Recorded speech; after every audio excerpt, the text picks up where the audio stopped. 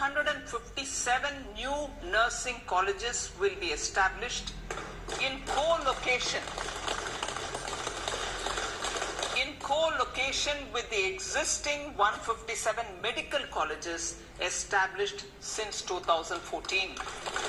दोस्तों नमस्कार, मैं doctor MP Chaurasia from Delhi. दोस्तों 140 करोड़ से ज़्यादा आबादी वाला हमारा देश भारत, जहां 766 डिस्ट्रिक्ट्स हैं और मोर देन 6,38,000 विलेजेज हैं, 8 टियर 1 सिटीज हैं, 104 टियर 2 सिटीज हैं और लगभग 50,000 वाले पॉपुलेशन टियर 3 सिटीज की संख्या 33 है।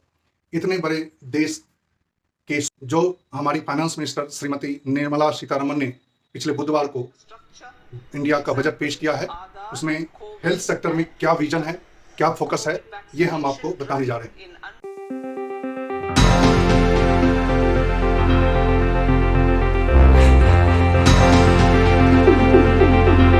दोस्तों हेल्थ इश्यूज से रिलेटेड इस चैनल पे, जहाँ पे हम एजुकेशनल अवेयरनेस का प्रोग्राम रख रहे हैं, बहुत सारे डिजीज के बारे में बात की है हमने। यहाँ पे आज हम भारत के स्वास्थ्य बजट की बात करते हैं, क्योंकि भारत हमारा देश बहुत बड़ा है और हम ये जानना चाहते हैं कि हेल्थ सेक्टर के लिए पूरे देश में अगले साल का क्या विजन है और क्या क्या हमारे आपके लिए किया जाने वाला है। तो ये इशू बहुत बड़ा है और जितना बड़ा हमारा देश है उतना ही बड़ा कार्यक्रम होना चाहिए और उसी विजन के साथ गवर्नमेंट हर एक साल आती है, तो हम उसी पे आज बात करते हैं। दोस्तों हमारे इतने बड़े देश के लिए जो बजट प्रस्तुत हुआ है उसमें they have allotted 2.1% of GDP to the health sector in financial year 23-24 against 1.4% earlier in 2019. दूसरे हाईलाइट हैं, there will be 157 new nursing colleges. आगे है, there is mission to eliminate sickle cell anemia. ये बहुत बड़ा मिशन गवर्नमेंट ऑफ इंडिया ले रही है। चौथा, they are intensifying pharma R&D sector, जिससे बहुत बड़ा काम होगा। बहुत सारी प्रोडक्ट्स आएंगी जो हमारे लिए फायदेमंद होंगी। And there will be dedicated skill course for futuristic medical technologies. उसके आगे इन्होंने दिया है high end manufacturing of advanced medical systems in India only under आत्मनिर्भर भारत मेड इन इंडिया जो प्रोग्राम है गवर्नमेंट का, उसके तहत। And they have announced setting up 3 centers of excellence for artificial intelligence with the vision of make artificial intelligence in India and make artificial intelligence work for India. तो इससे there will be transformation, there will be very big impact across segments in healthcare sector and other education and agriculture etc. So ये highlights हैं। अब इसमें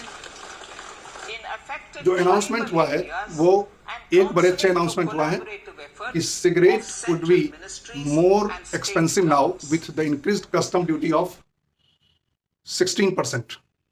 तो ये एक अच्छा संकेत है, that will reduce non communicable diseases in the country, because ये डिस्करेज करेगा यंगर जनरेशन को और जो भी सिगरेट पीते हैं उनको डिस्करेज करेगा।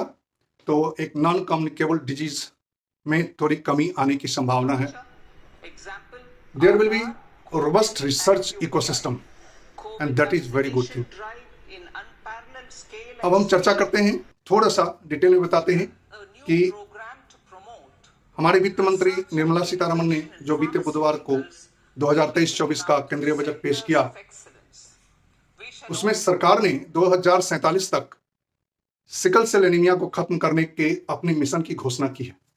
Eliminate sickle cell anemia by 2047 will be launched. It will entail awareness creation, universal screening of 7 crore people in the age group of 0 to 40 years in affected tribal areas and counseling through collaborative efforts of central ministries and state governments. Actually sickle cell disease एक hereditary disease है जो family में माँ बाप से बच्चे में आता है। इसमें रेड ब्लड सेल्स जो हैं, लाल रक्त कोशिकाएं, उनकी शेप गड़बड़ हो जाती है। They are distorted to sickle shape, हसुआ की तरह उनका शेप हो जाता है, जिसके कारण उनका डेथ जल्दी होता है और खून की कमी हो जाती है। इसका इलाज थोड़ा सा हेल्पफुल है, ब्लड ट्रांसफ्यूजन, कुछ मेडिसिन दी जाती है उसके साथ, बट इसका क्योर नहीं है। तो गवर्नमेंट ने सिकल सेल एनीमिया को खत्म करने के लिए एक मिशन की घोषणा की है कि 2047 तक इसको इरेडिकेट किया जाए। उसके लिए बहुत सारे सेंटर्स बनेंगे जो इसको मॉनिटर करेंगे। एंड इस कार्यक्रम में जो एक नया आयाम होगा उसमें 0 से 40 वर्ष की आयु वर्ग के 7 करोड़ लोगों की स्क्रीनिंग होने जा रही है, जो आदिवासी क्षेत्र, ग्रामीण, अर्ध शहरी और शहरी सभी क्षेत्रों में निगरानी तंत्र स्थापित करके किया जाएगा, जिसमें अदर स्टेक होल्डर्स होंगे। तो ये बहुत बड़ा कदम है। अगला जो एक बहुत बड़ी चीज है कि यह बजट डेवलपमेंटल दिखता है, क्योंकि इसमें 3 संस्थान सेंटर ऑफ एक्सेलेंस बनने का रास्ता खुला है। ये होंगे आर्टिफिशियल इंटेलिजेंस पे, मशीन लर्निंग पे, रोबोटिक्स और 3D प्रिंटिंग पे। इससे जो सर्जिकल प्रोसेसेज हैं, जिनमें काफ़ी कॉम्प्लेक्स प्रोसेसेज होते हैं, वो इन्हीं मशीनों के द्वारा किया जाता है और इसकी आवश्यकता होती है। तो इसलिए हेल्थ सेक्टर में ये सेंटर ऑफ एक्सेलेंस खुलने के बाद बहुत ही बड़ा लाभ होने वाला है। तीसरा पॉइंट है जो मेजर, वो भारत में हेल्थ सेक्टर में वर्कफोर्स की कमी का सामना करना पड़ रहा है। हमारे इंडिया में 10 लाख डॉक्टरों, 20 लाख नर्सिंग स्टाफ और लगभग 30 लाख कर्मचारियों की कमी है हेल्थ सेक्टर में। बजट में 157 मेडिकल कॉलेजों को नर्सिंग कॉलेजों के साथ मिलकर मैन पावर की संख्या बढ़ाने के लिए कहा गया है और उनको ट्रेन करने के लिए कहा गया है। यानी लगभग 157 नए नर्सिंग कॉलेज होंगे, जिनसे आगे के लिए स्वास्थ्यकर्मी तैयार किए जाएंगे और ये बहुत बड़ा कदम होगा। एक्चुअली पिछले इंडिपेंडेंस डे पे माननीय प्रधानमंत्री श्री नरेंद्र मोदी जी ने एक नारा दिया था, जय जवान, जय किसान, जय विज्ञान, जय अनुसंधान।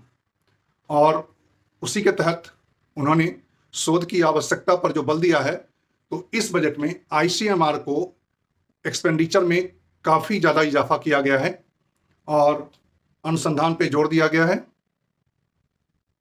और अनुसंधान के लिए निजी संस्थाओं को भी टैप किया जाएगा। ये बहुत बड़ा कदम है। सरकार मेक इन इंडिया अभियान के लिए भी समर्पित है। तो चिकित्सा उपकरण बनाने और बड़ी कीमतों वाली जो आइटम्स हैं और एडवांस टेक्नोलॉजी वाली जो इक्विपमेंट्स हैं, उसके निर्माण के लिए बड़े पैमाने पर सरकार प्रोत्साहन का प्रावधान रख रही है। बजट में उद्योगों को भाग लेने के लिए कहा गया है और हमें थोड़ा पता लगाने में समय लगेगा कि वास्तव में क्या क्या आवंटित किया गया है, बट ये बहुत बड़ा कदम है। ये वित्तीय बजट कुशल कार्यबल के निर्माण या क्षमता निर्माण की भी बात करता है, जो बहुत अच्छी बात है। बट हाँ, बजट में भले ही बहुत अच्छा है और भविष्योन्मुख है, फ्यूचरिस्टिक बजट है, बट थोड़ी बहुत चिंताएं हैं। हेल्थ केयर की लागत दिन ब दिन बढ़ती जा रही है और ये एडवांस टेक्नोलॉजी पर डिपेंडेड है, ये तो फैक्ट है। और हॉस्पिटल्स के जो मोर देन 45% बिल्स हैं वो इक्विपमेंट्स पे जाते हैं, लेकिन उनका जो इंपोर्ट ड्यूटीज लगती हैं उसको कम करने की बात नहीं है। तो ये थोड़ा सा माइनस पॉइंट है। और देश के टियर 2 और टियर 3 क्षेत्रों में अस्पताल और स्वास्थ्य सुविधाओं को बढ़ाने के लिए, उनका नए हॉस्पिटल्स के निर्माण के लिए भी किसी तरह का प्रावधान इसमें नहीं दिख रहा है। तो और इसमें बीमा क्षेत्र के भी किसी समावेशन या विस्तार का उल्लेख नहीं है। तो इसलिए ये लगता है कि हेल्थ फॉर ऑल का जो सोच है कि सबके लिए हेल्थ सर्विस इजीली अवेलेबल हो, that should be nearest to the locality where people live, तो उसमें कमी लग रही है अभी भी।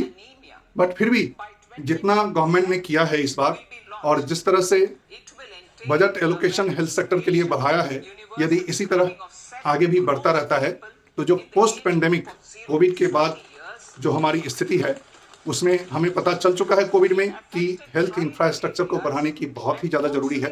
तो इसी तरह अगर बजट एलोकेशन आगे भी जारी रहा, बढ़ोतरी हुई इसमें, तो पूरी उम्मीद है कि हम लोग स्वास्थ्य क्षेत्र की समस्याओं से उबर सकते हैं और हेल्थ फॉर ऑल अचीव कर सकते हैं। तो उम्मीद करें कि हमारा सब चीज़ अच्छा होगा हमारे देश के लिए और स्वास्थ्य क्षेत्र लगातार प्रोग्रेस करे ताकि लोगों को स्वास्थ्य सेवाएं इजीली अवेलेबल हों। Thank you.